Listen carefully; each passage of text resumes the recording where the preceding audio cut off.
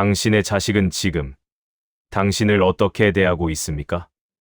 여러분, 이 질문 앞에서 잠시 멈춰 서 보십시오. 어쩌면 오늘 이 영상을 보시는 분들 중에는 자식에게 서운함을 느끼시는 분도 계실 것입니다. 전화 한 통 없는 자식, 명절에만 얼굴 비추는 자식, 용돈 타러 올 때만 찾아오는 자식. 하지만 부처님께서는 이렇게 말씀하셨습니다. 자식이 부모를 대하는 모습은 부모가 심어놓은 씨앗이 꽃 피운 것이니라. 오늘은 부모가 늙었을 때 자식이 치르는 시험, 그리고 그 시험의 답안지가 어디서 만들어지는지에 대해 부처님의 가르침을 통해 함께 들여다보겠습니다. 첫 번째 가르침 시험은 갑자기 찾아오지 않는다. 부처님께서 기원정사에 계실 때의 일입니다. 한 노인이 부처님을 찾아와 눈물을 흘리며 하소연했습니다. 세존이시여, 저는 평생 자식들을 위해 살았습니다. 굶주릴 때도 자식 먼저 먹였고, 추울 때도 자식에게 옷을 먼저 입혔습니다. 그런데 이제 제가 늙고 병들어 누워 있으니 자식들은 저를 짐처럼 여깁니다. 왜 이런 일이 생긴 것입니까? 부처님께서는 조용히 미소 지으시며 대답하셨습니다. 선남자여, 그대가 자식에게 밥을 먼저 주었을 때 그것이 사랑이었습니까? 아니면 빚이었습니까? 그대가 자식에게 옷을 입혔을 때 그것이 기쁨이었습니까? 아니면 희생이었습니까? 노인은 당황하며 대답했습니다. 물론 희생이었습니다. 저는 많은 것을 포기했습니다. 부처님께서 말씀하셨습니다. 그대가 희생했다고 생각하는 순간 그대는 자식에게 빚을 지웠느니라. 빚은 언젠가 갚아야 할 짐이 되고 짐은 사람을 무겁게 하여 피하게 만드느니라. 여러분, 이 이야기를 들으시면서 어떤 생각이 드십니까? 우리는 자식을 키우면서 얼마나 많이 내가 너 때문에 이렇게 고생했다. 내가 너 키우느라 뭘 포기했는지 아느냐 라는 말을 했습니까? 그 말 한마디 한마디가 자식의 마음의 빚으로 쌓였습니다. 그리고 그 빚은 감사가 아니라 부담이 되어 자식들은 부모를 멀리하게 됩니다. 부처님께서는 부모 운중경에서 이렇게 말씀하셨습니다. 부모의 은혜는 허공처럼 끝이 없으나 그 은혜를 갚으라 강요하는 순간 그것은 은혜가 아니라 거래가 되느니라. 부모가 늙었을 때 자식이 치르는 시험의 첫 번째 답은 바로 우리가 자식을 키울 때 어떤 마음으로 했는가에 달려 있습니다. 두 번째 가르침, 부모의 모습이 자식의 거울이다. 부처님 당시 어느 마을에 한 부자가 살았습니다. 이 부자는 자식들에게 최고의 교육을 시켰고 최고의 옷을 입혔으며 최고의 음식을 먹였습니다. 하지만 자기 부모에게는 하루 한 끼 찬밥만 주었습니다. 어느 날 부자의 아들이 할아버지께 나무 그릇에 찬밥을 담아드렸습니다. 할아버지는 묵묵히 받아들고 구석에서 드셨습니다. 그런데 며칠 후 부자는 자기 아들이 뒷마당에서 나무를 깎고 있는 것을 보았습니다. 얘야, 무엇을 만드느냐? 아들이 대답했습니다. 아버지께서 늙으셨을 때 드릴 나무 그릇을 만들고 있습니다.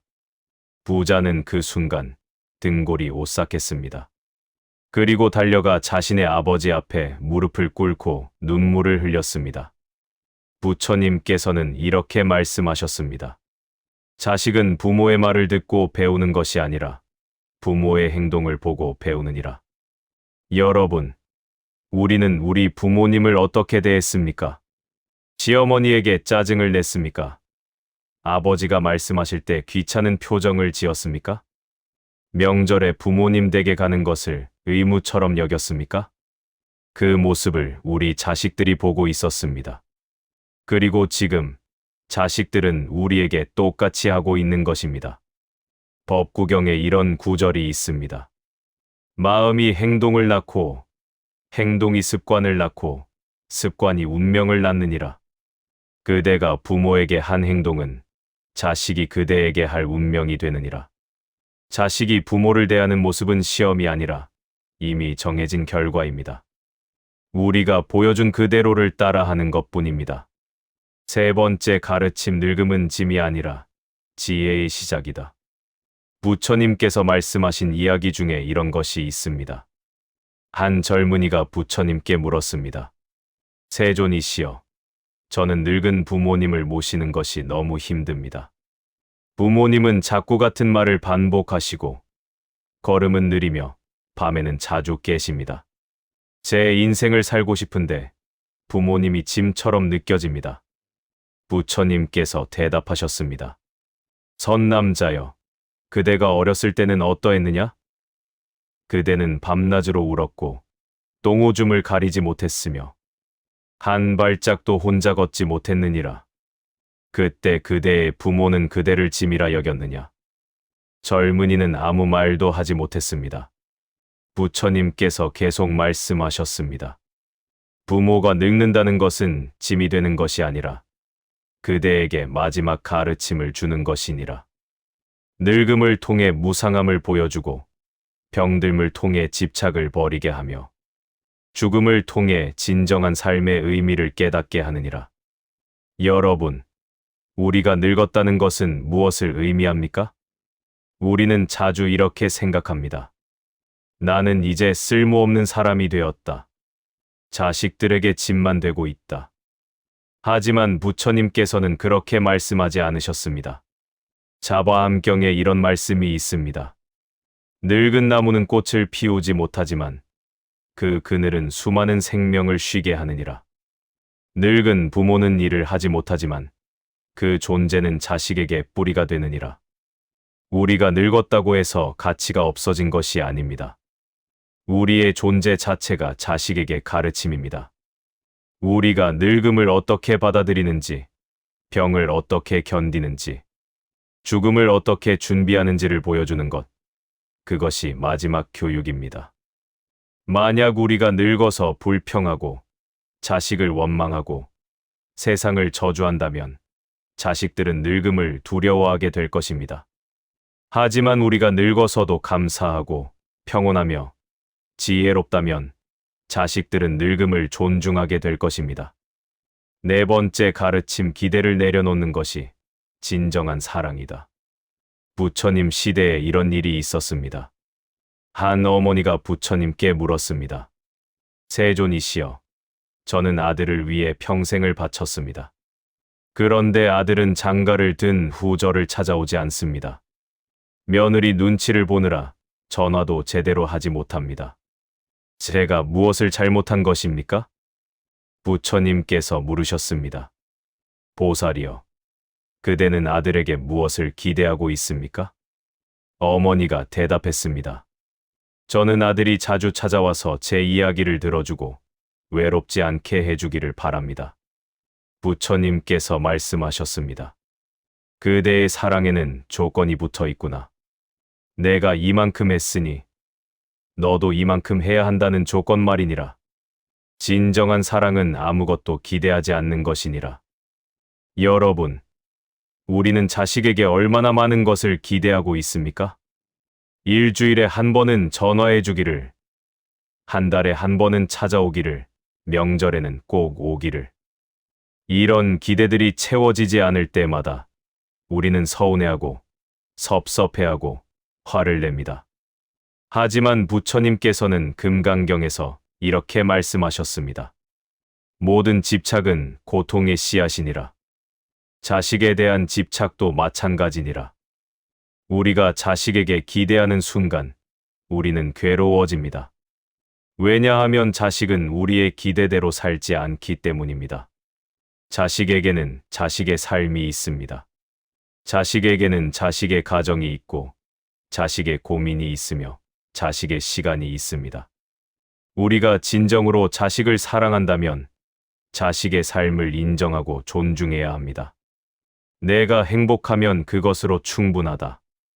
나는 내가 잘 살기만 바란다. 이런 마음이 진정한 부모의 사랑입니다. 다섯 번째 가르침, 부모가 행복해야 자식도 행복하다. 부처님께서 사위성에 계실 때의 일입니다. 한 노인이 부처님께 이렇게 말했습니다.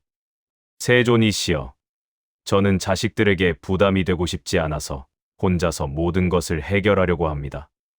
아파도 참고, 외로워도 참고, 도움이 필요해도 참습니다.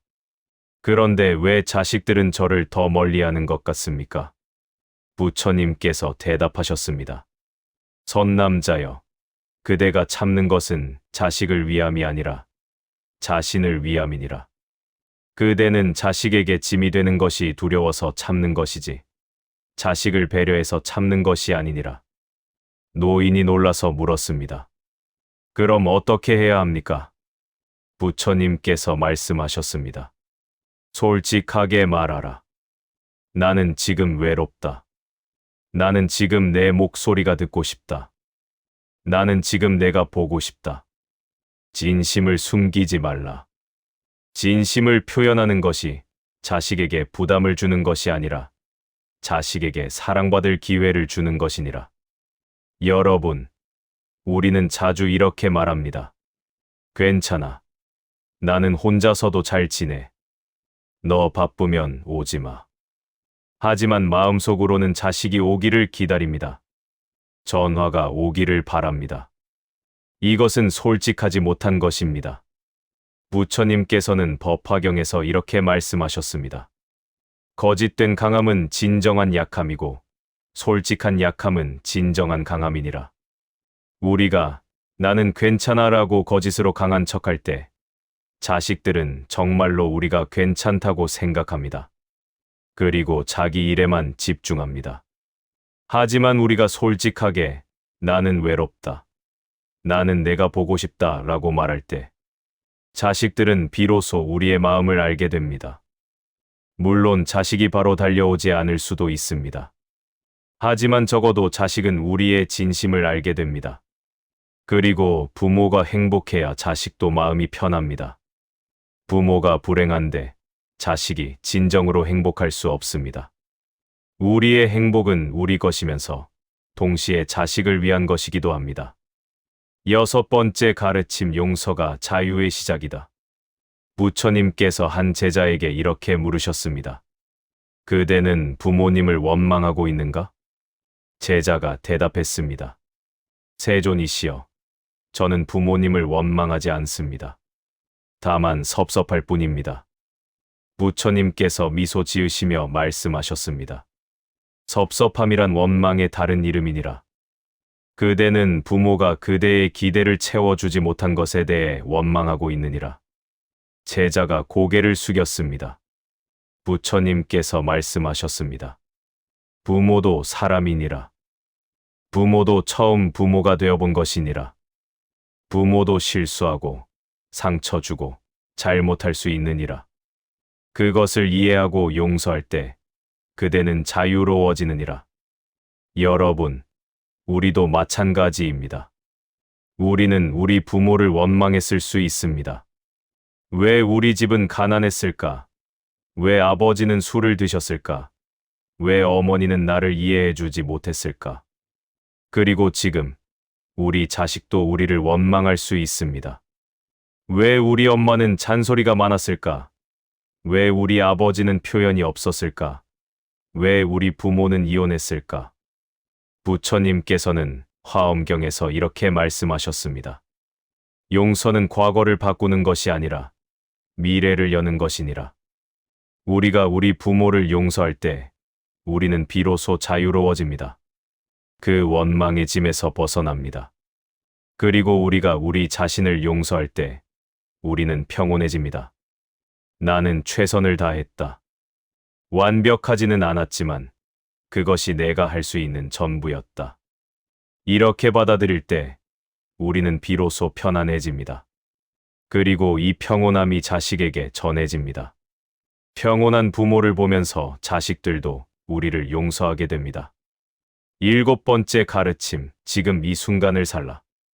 부처님께서 인멸하시기 전 제자들에게 마지막으로 이렇게 말씀하셨습니다.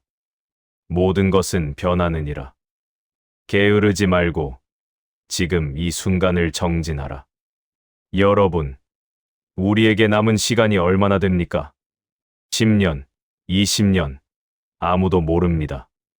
내일 무슨 일이 일어날지도 모릅니다. 그렇다면 우리가 해야 할 일은 무엇입니까? 과거를 후회하는 것입니까? 미래를 걱정하는 것입니까? 아닙니다. 부처님께서는 염처경에서 이렇게 말씀하셨습니다. 과거는 이미 지나갔고 미래는 아직 오지 않았느니라. 오직 지금 이 순간만이 진실이니라. 지금 이 순간 우리는 무엇을 할 수 있습니까? 자식에게 전화를 걸어 사랑한다고 말할 수 있습니다. 자식에게 내가 있어서 감사하다고 말할 수 있습니다. 혹은 자식에게 미안하다고 말할 수 있습니다. 엄마가 아빠가 부족했구나. 그래도 최선을 다했다. 이해해 주렴. 이런 말 한마디가 자식의 마음을 녹입니다. 8번째 가르침 죽음을 준비하는 것이 삶을 완성하는 것이다. 부처님께서는 죽음에 대해 많은 말씀을 하셨습니다. 어떤 사람들은 죽음을 두려워하지만 부처님께서는 죽음을 자연스러운 것으로 받아들이라고 하셨습니다. 무상경에 이런 구절이 있습니다. 태어난 것은 반드시 죽느니라. 이것이 자연의 법칙이니라. 죽음을 두려워하지 말고 죽음을 준비하라. 죽음을 잘 준비하는 것이 삶을 잘 사는 것이니라. 여러분, 우리는 죽음을 어떻게 준비하고 있습니까? 자식에게 유산을 얼마나 남길까 걱정하고 있습니까? 장례는 어떻게 치를까 고민하고 있습니까? 물론 이런 것도 중요합니다. 하지만 더 중요한 것이 있습니다. 부처님께서 말씀하셨습니다. 죽음을 준비하는 가장 좋은 방법은 지금 이 순간을 후회 없이 사는 것이니라. 우리가 죽음을 맞이할 때 자식에게 남겨줄 수 있는 최고의 유산은 무엇입니까? 돈입니까? 집입니까? 아닙니다. 평온한 죽음입니다. 우리가 죽음을 두려워하지 않고 평온하게 받아들이는 모습을 보여줄 때 자식들은 죽음을 배웁니다. 우리가 죽음 앞에서도 감사하고 용서하고 사랑하는 모습을 보여줄 때 자식들은 삶의 진정한 의미를 배웁니다. 9번째 가르침 자식은 소유가 아니라 인연이다. 부처님께서 이런 말씀을 하셨습니다. 부모와 자식의 관계는 4가지가 있느니라.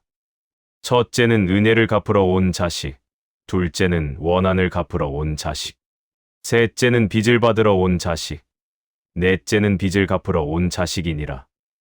여러분, 우리 자식은 어떤 인연으로 왔을까요? 하지만 부처님께서는 이렇게도 말씀하셨습니다. 어떤 인연이든 그것은 배움의 기회니라. 좋은 자식이면 감사하고 어려운 자식이면 수행하라. 우리는 자주 이렇게 생각합니다. 내 자식인데 내 말을 들어야지. 하지만 자식은 우리의 소유물이 아닙니다. 칼릴 지브란이라는 시인은 이렇게 말했습니다. 자식은 우리를 통해 왔지만 우리의 것이 아니다. 부처님도 비슷한 말씀을 하셨습니다. 모든 만남은 인연이고 모든 인연은 덧없느니라. 집착하지 말라.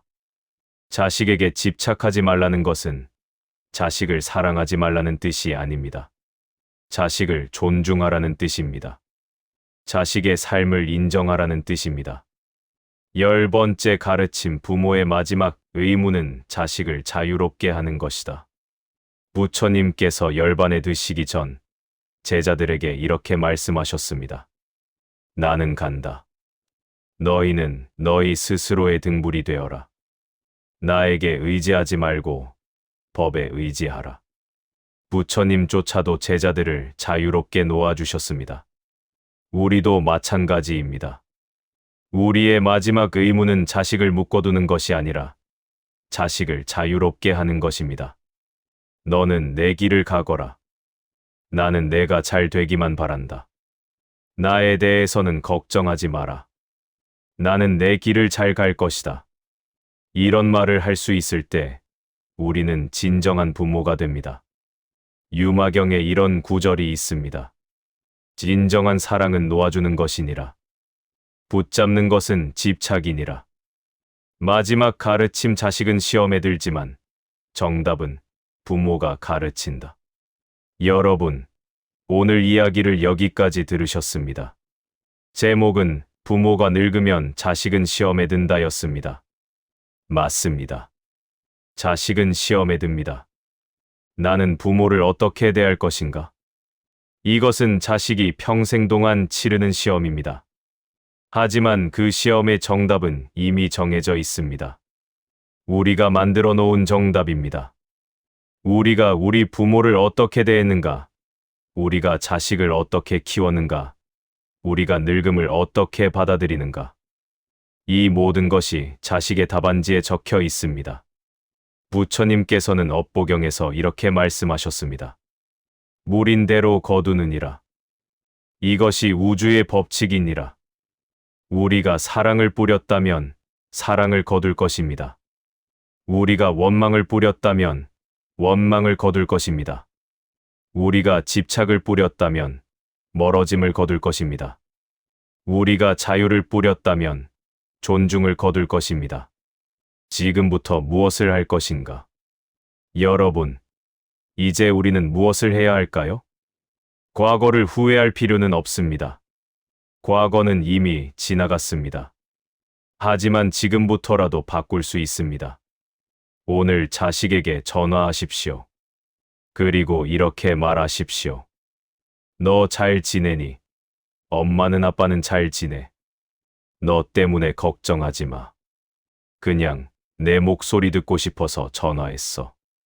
사랑한다. 이 한마디면 충분합니다. 오늘 거울을 보십시오. 그리고 자기 자신에게 이렇게 말하십시오. 나는 최선을 다했어. 완벽하지는 않았지만 그것이 내가 할 수 있는 전부였어. 이제는 나를 용서할게. 이 한마디도 충분합니다. 오늘 하루를 감사하게 사십시오. 아침에 눈을 떴다는 것에, 밥을 먹을 수 있다는 것에, 걸을 수 있다는 것에 감사하십시오. 부처님께서는 법구경에서 이렇게 말씀하셨습니다. 1000마디 의미 없는 말보다 한마디 평온을 주는 말이 낫느니라. 우리에게 남은 시간을 1000마디 원망으로 채울 것입니까? 아니면 한마디 사랑으로 채울 것입니까? 선택은 우리의 몫입니다. 여러분, 부모가 늙는다는 것은 슬픈 일이 아닙니다. 자연스러운 일입니다. 자식이 우리를 대하는 모습이 서운하다면 그것은 자식의 잘못이 아닙니다. 우리가 심어놓은 씨앗의 결과입니다. 하지만 아직 늦지 않았습니다. 지금부터라도 다른 씨앗을 심을 수 있습니다.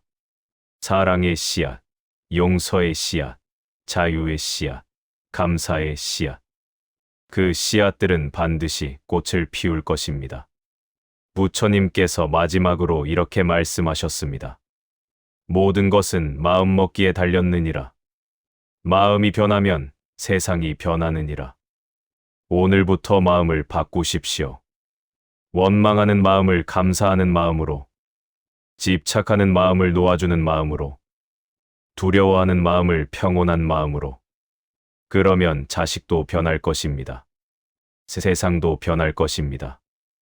여러분의 남은 삶이 평온과 사랑으로 가득하기를 부처님의 이름으로 기원합니다. 나무 아미타불 관세음보살.